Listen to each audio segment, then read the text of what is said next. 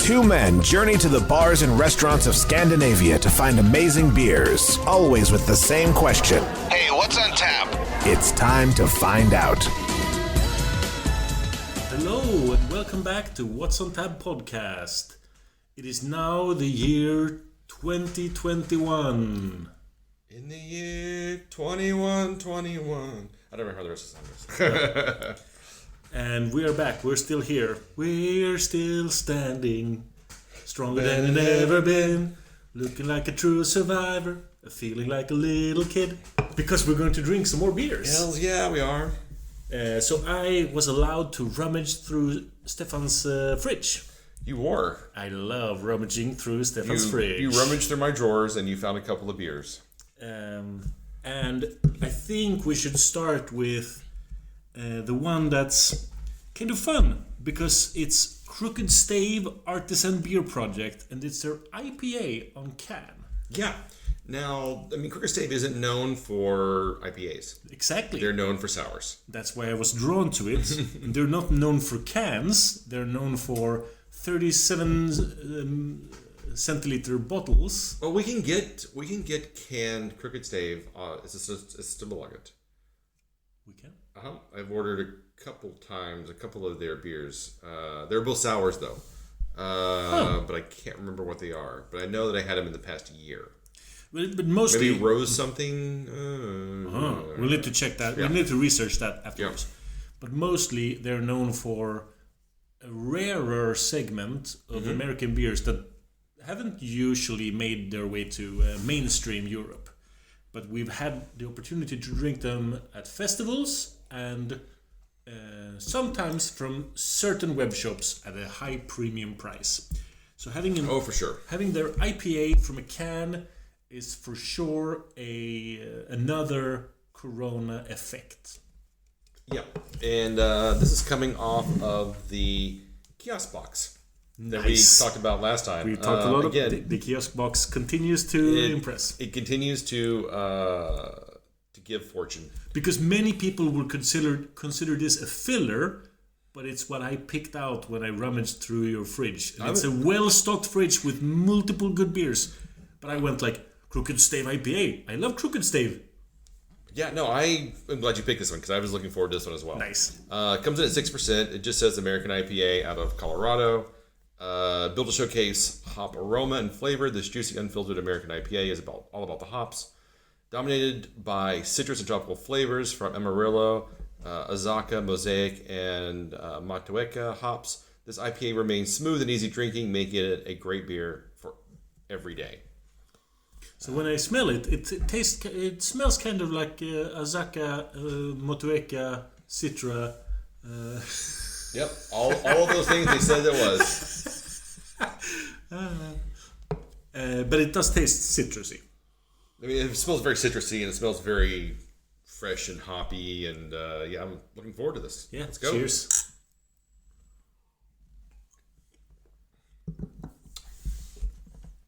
All right. An all right mouthfeel. Yeah, it's a little thin. Dissipates quickly. Yeah, I was looking for more. I mean, it says fresh, juicy, tropical, balanced. I was expecting a little more tropical, a little bit more of a hop hit to it. I think you and I have gotten spoiled. It does have a bit. It does have a bit of a tropical. It's not lying. I think we're both expecting a heavier hit of each of the individual flavors. Well, what I'm not looking for New England IPA. This isn't what this beer is trying to be. It's not what it's advertising as.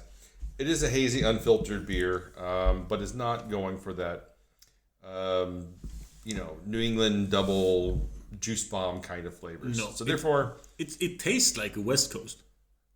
Yeah. And that's why I was expecting it to be a little more bitter, I think, in the aftertaste, and a little more rounded, I guess, overall. But this is not bad, but it's just not memorable either. No, I probably agree with you. It's a New England that tastes like a West Coast, which is a bit odd. Now, this isn't in New England. This is just an unfiltered IPA. I mean, this is fair enough. It's hazy. It's not New England in any way whatsoever. Fair enough. There's nothing about this beer that would make you think New England. It just is more of an unfiltered beer. And West Coasts, can they be unfiltered without going into this weird gray area between styles? I have no idea. I don't know. I think most of the time when you see West Coast, it's a very clean looking. Crisp. Should be very clean looking, I think. Crisp, overall. clean, straightforward. I don't know where to place it. If we were drinking this half a year from now, outside in the sun, we would be giving it way higher ratings because it's really drinkable. Yeah, I guess that's where its sweet spot is. It is kind of an easy drinking summer beer. 6% is a little bit high on that. It should probably be closer to like a 5-ish, 5.4 kind of. To be super drinkable. But I think on a hot day, if you had this, you'd be like, oh yeah, this is really hitting the spot. But you and I have been sitting in the sun drinking 8% double IPAs like they were lemonade. Well, we've been sitting in the sun drinking 12% stouts like they were lemonade as well. That's also true. But yes, it should be 1% lower, and it would be hitting the sweet spot for a summer beer. But it's not revealed to us in the summer. It's revealed to us midwinter. I'm glad it's included in the box. I'm super glad I got to try it. It was bottled in July of 2020. And so as we all know by now, this is a dead beer. No, I would say it's good. It's enjoyable. For me, it's coming in right at like a 3.25. For me, it's a 3.75. 3.75. Wow. Yeah. I think the reason it doesn't rate higher for me is I don't feel the need to ever try it again. It's forgettable. If we look back on this at the beginning of this year and we're like, oh yeah, I had the Crooked Stave IPA, I'd be like, I forgot I even had that beer. Yeah, I'm gonna decrease it to 3.5. I don't want to say you're not wrong. I'm just saying it's very forgettable. Yeah. The taste dissipates way too quickly. Right, because there's nothing there. It's thin. And we've had a lot of IPAs at this ABV point, at this boasting the same kind of hops, where the flavor feels, where the mouthfeel is mild and weak, but the flavor lingers way more. So fair enough. But I won't discount Crooked Stave just because of this one. I still hold them in high esteem. Yeah, I don't think maybe IPAs are the Crooked Stave's wheelhouse. I mean, maybe not wheelhouse, but there's not their go-to style that they're known for. So I consider this more of a one-off or a brand trying to increase their portfolio in a way that allows them to capture more of the market share, as it were. Exactly. All right. Well, I mean, I'm not saying this precludes me from trying other Crooked Stave IPAs. I would definitely try more Crooked Stave IPAs. This one just didn't capture me quite the way that I had hoped it would. I agree. All right. So what do we have next? So next I picked out a beer that stood out to me in your fridge because I think I might have missed it if it was released at Systembolaget. You didn't get it from Systembolaget. No, I didn't. I also got this from the kiosk box. So you happened to randomly pick two beers that came in the December kiosk box. But that just goes along with what we've said in earlier episodes, that the kiosk box is full of fun surprises. Yeah. This is Swedish beer, Stigbergets Bat Cat, Black IPA at 7 ABV. And the label is just amazing. It's this kind of this, mini holographic bat cat creature hybrid. It's a cat with bat wings and huge fangs and large pointy teeth and ears and green eyes. It's intense looking. When I saw the can, sometimes my brain works on letter recognition, like recognizing a name in text, and sometimes it's picture recognition. And this can drew blank. I have never seen this can in my entire life. I need to pick it out. Well, this is batch R1. Sure, as opposed to batch T1. I don't know. 1000. This is R1 on it. So just in case you were wondering which edition you might have at home. Maybe there's another batch out there that we're not familiar with, or a second batch coming soon. But Stigbergets have upped their. They haven't upped their production amount, but they've put out more beers more often. I think they've decreased the volume of each of their brews to be able to do more different beers. I think so too. And we interviewed the head brewer at Brewskival last year, and the year 2 years ago. No, it was last year. 19, yeah. Well, 2019. Yeah. I guess this is the first episode of 2021. Exactly. So yeah. So in 2019. Aha, I caught you. Good job. My faux pas. And it was super nice. It was so great to talk to him about what Stigbergets is doing, and picking up the legacy of Ollie, who was there and went on to form OO. Yep. And I mean, really, Stigbergets took a huge hit when Ollie left and formed OO. And OO has been doing amazing stuff and really good things. And then he came in a short time afterwards and, kind of started rebrewing those original recipes, but then he's been adding more and more stuff of his own. And I would say the new stuff coming out is better than what they were doing before. I mean, it's good. Are becoming just an amazing brewery and just doing really, really to the point where I'm kind of like, ooh, this new Stigbergets. And even if it's like a session IPA, I'm still like, gotta try it. It's probably gonna be pretty good. I agree. Stigbergets I will always pick up when I find them. That's why this can surprised me. I didn't recognize it at all. All right.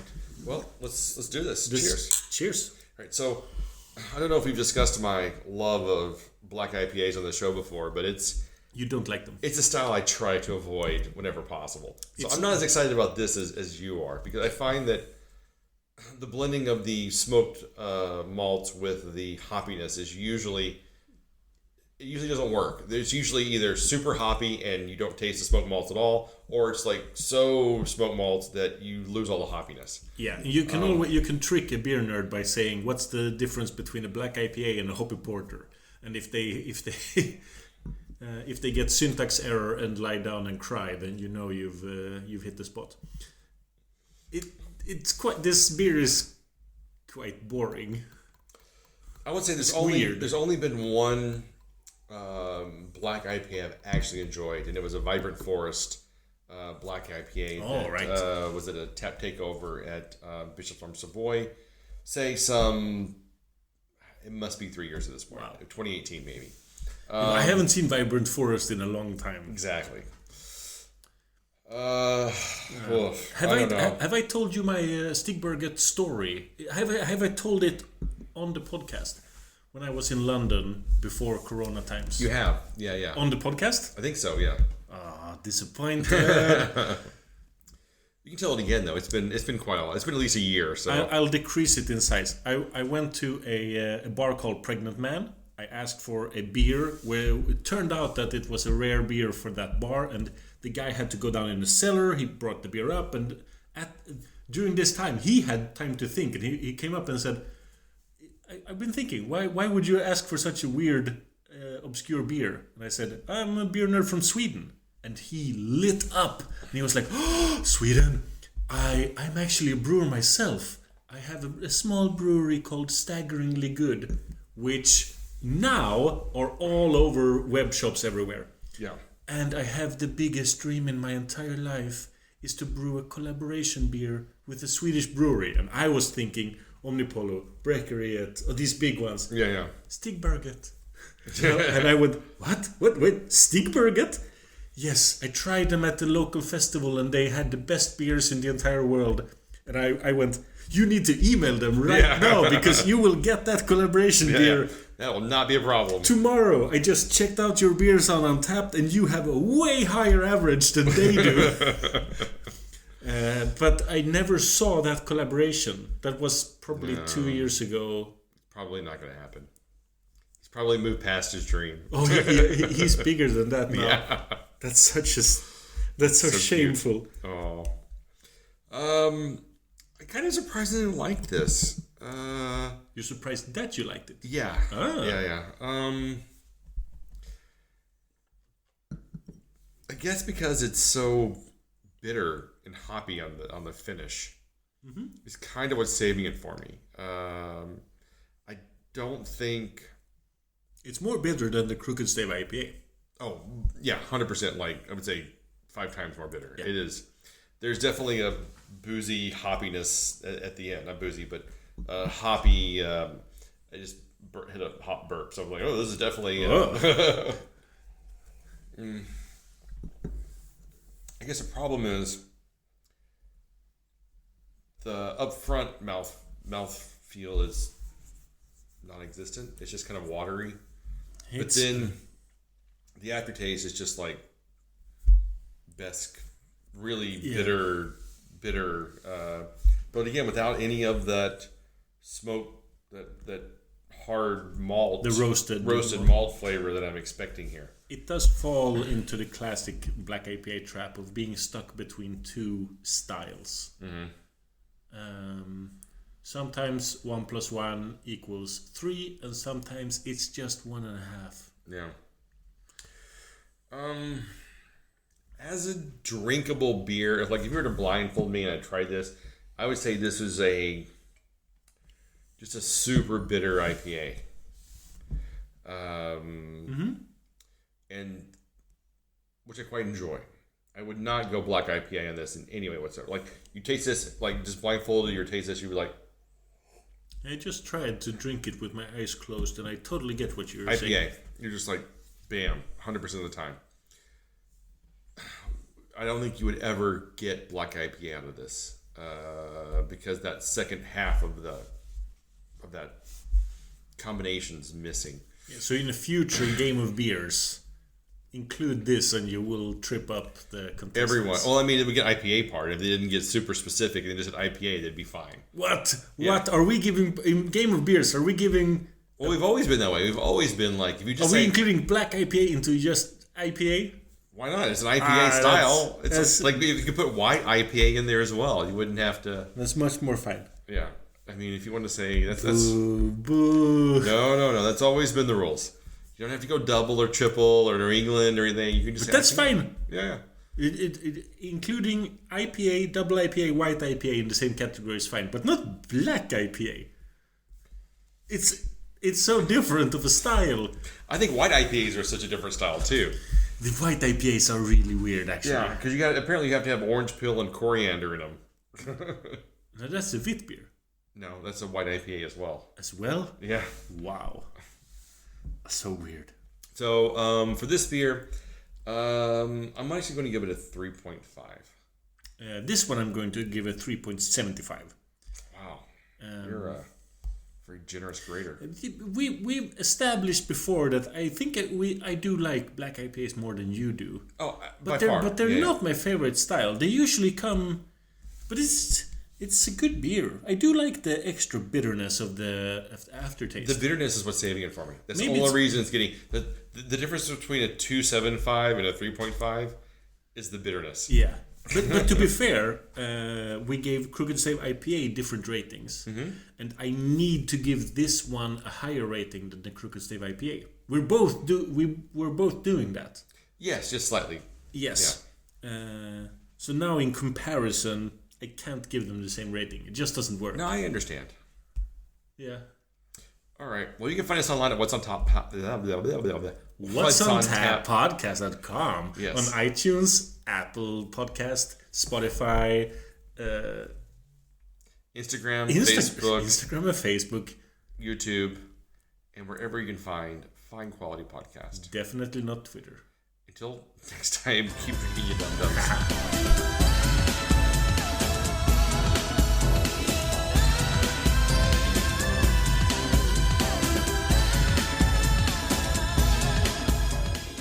This podcast is part of the Pod Syndicate family. For more criminally compelling shows, articles, and conversations, head to wearepodsyndicate.com.